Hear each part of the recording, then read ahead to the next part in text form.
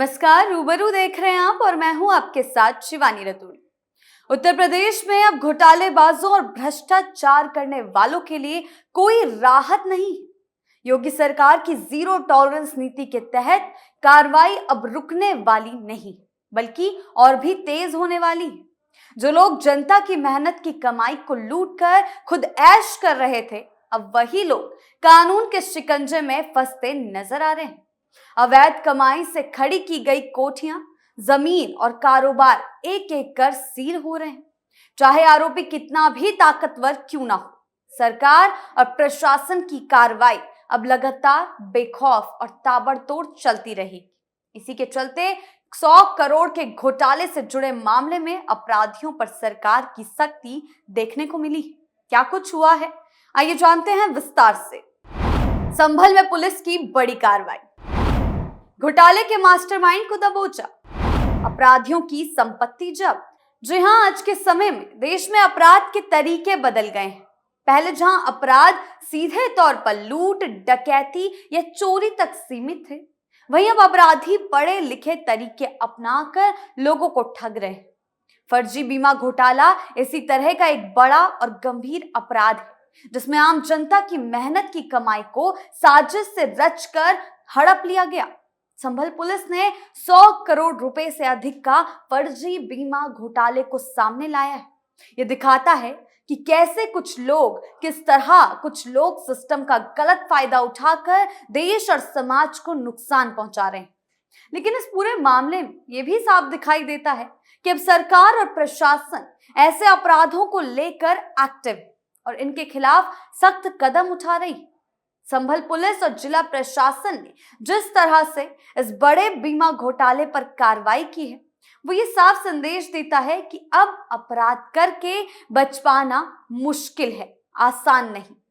Police ने न केवल इस गिरोह का पर्दाफाश किया, बल्कि इसके सरगनाओं को गिरफ्तार कर जेल भेजा है और उनकी करोड़ों की संपत्ति को गैंगस्टर एक्ट के तहत कुर्क भी किया। ये कार्रवाई केवल सजा देने के लिए नहीं है, बल्कि समाज में यह भरोसा पैदा करने के लिए है कि कानून सबके लिए बराबर है। जब अपराधियों की अवैध कमाई जब्त होती है, तो ये दूसरों के लिए भी एक चेतावनी बनती है कि गलत रास्ते पर चलने का अंजाम बहुत बुरा होता है। सरकार की मंशा साफ है कि ऐसे फर्जीवाड़े जो आम लोगों की जिंदगी से खिलवाड़ करते हैं, उन्हें किसी भी कीमत पर बर्दाश्त नहीं किया जाएगा। इस घोटाले में यह सामने आया कि मृत और बीमार लोगों के नाम पर बीमा कराया गया और फिर उनकी मौत या बीमारी को दिखाकर क्लेम की मोटी रकम हड़प ली गई। इतना ही नहीं, कई मामलों में बीमा की राशि पाने के लिए कई लोगों की जान तक ले ली गई। इसीलिए सरकार ने पुलिस को पूरी छूट दी है कि ऐसे मामलों में सख्त से सख्त कार्रवाई की जाए। भ्रष्टाचारियों की आई शामत।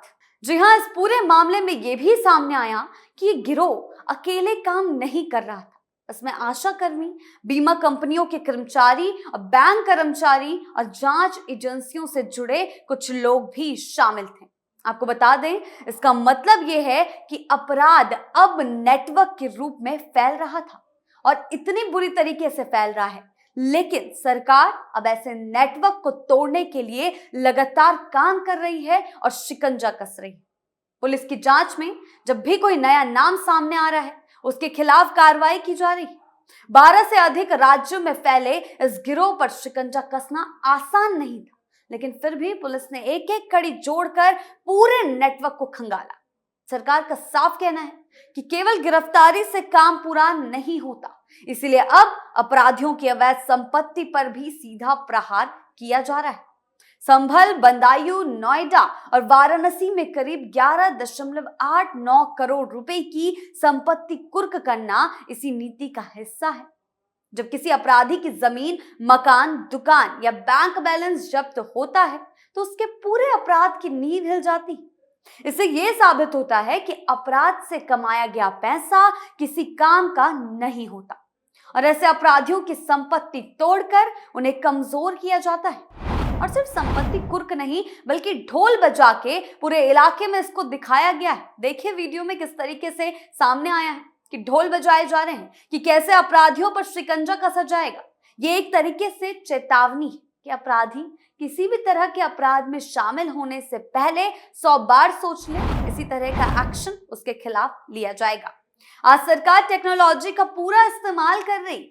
साइबर अपराध और बीमा घोटालों के बीच के संबंध सामने आने के बाद ये पूरी तरह से साफ हो गया कि अपराध डिजिटल रूप से ले चुका है। इसीलिए पुलिस को भी तकनीकी रूप से मजबूत किया जा रहा है। बैंक लेन देन, मोबाइल कॉल डिटेल्स और ऑनलाइन दस्तावेज और डिजिटल रिकॉर्ड के जरिए अपराधियों तक पहुंचा जा रहा है। इससे ये साफ संदेश जाता है कि चाहे अपराध कितनी भी चालाकी से किया गया हो, कानून की नजर से बच नहीं सकता। ये कार्रवाई सिर्फ संभल या उत्तर प्रदेश तक सीमित नहीं, पूरे देश में सरकार ऐसे आर्थिक अपराधों के खिलाफ अभियान चला रही है। ईडी, सीबीआई, राज्य पुलिस और अन्य एजेंसियां मिलकर काम कर रही हैं। बीमा घोटाले, बैंक घोटाले, साइबर फ्रॉड और फर्जी कंपनियों के खिलाफ लगातार छापेमारी हुई है। सरकार का मकसद साफ है कि देश की अर्थव्यवस्था को नुकसान पहुंचाने वालों को बख्शा नहीं जाएगा। इस मामले में एक और अहम बात यह है कि पुलिस ने केवल बड़े सरगनाओं को ही नहीं बल्कि छोटे छोटे मोहरों को भी जेल भेजा है। 70 से अधिक आरोपियों की गिरफ्तारी ये दिखाती है कि कानून की पकड़ मजबूत हो रही।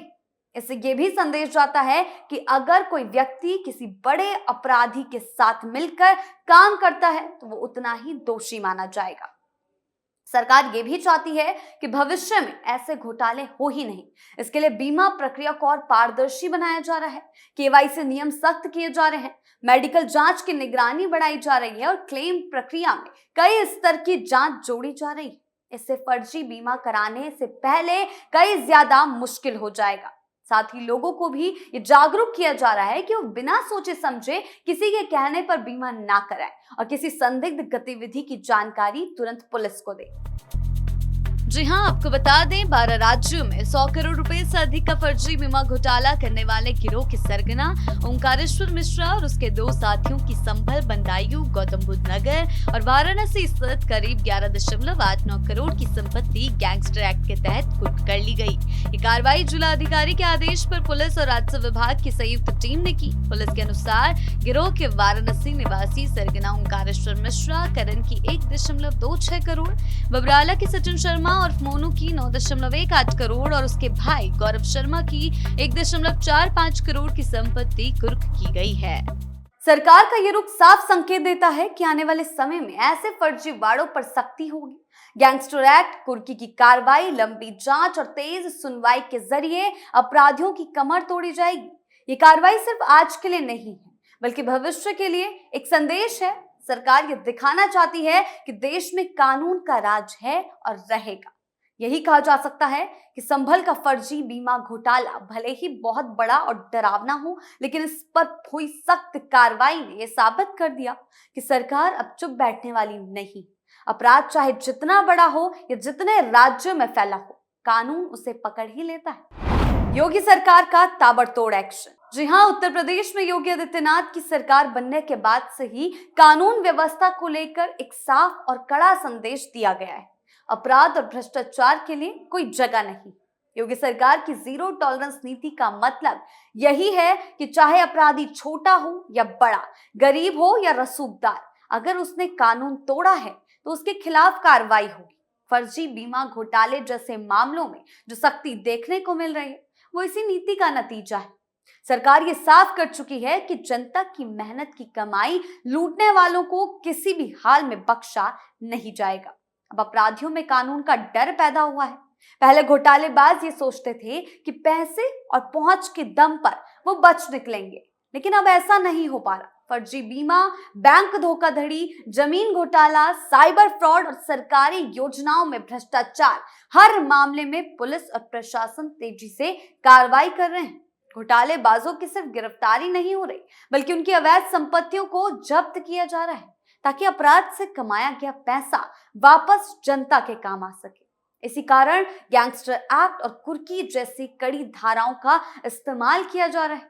जब किसी घोटालेबाज की करोड़ों की जमीन, मकान और बैंक बैलेंस सील होते हैं तो उसका पूरा नेटवर्क कमजोर पड़ जाता है।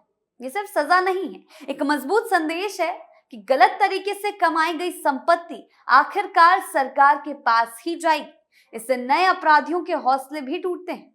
इस मामलों में यह भी सामने आया कि अपराधी कई राज्यों में फैले हुए थे और उनका नेटवर्क बहुत मजबूत था। इसके बावजूद योगी सरकार ने दूसरे राज्यों की पुलिस और केंद्रीय एजेंसियों के साथ मिलकर कार्रवाई की। यह दिखाता है कि सरकार अपराध को सीमाओं में नहीं बांधती। अगर अपराध उत्तर प्रदेश से जुड़ा है या यूपी के लोगों को नुकसान पहुंचा रहा है तो हर हाल में कार्रवाई की जाएगी, चाहे आरोपी कहीं भी छिपा हो। ऐसे घोटालेबाज पहले की सरकारों में बच निकलते थे, उन्हें तब संरक्षण मिल जाता था, लेकिन आज के समय में वो बच नहीं पाएंगे। कुल मिलाकर ये साफ हो गया है कि अब अपराध करके बच निकलना आसान नहीं। सरकार और पुलिस की सख्त कार्रवाई ने साबित कर दिया कि कानून सबके लिए बराबर है। योगी सरकार की जीरो टॉलरेंस नीति के तहत न सिर्फ अपराधियों को जेल भेजा जा रहा है, बल्कि उनकी गलत कमाई से बनाई गई संपत्ति जब्त की जा रही। सरकार का साफ संदेश है, जो भी जनता से धोखा करेगा उसे कड़ी से कड़ी सजा मिलेगी और कानून का शिकंजा उस तक जरूर पहुंचेगा। आपकी इस बारे में क्या राय है, हमें कमेंट सेक्शन में जरूर बताएं। धन्यवाद।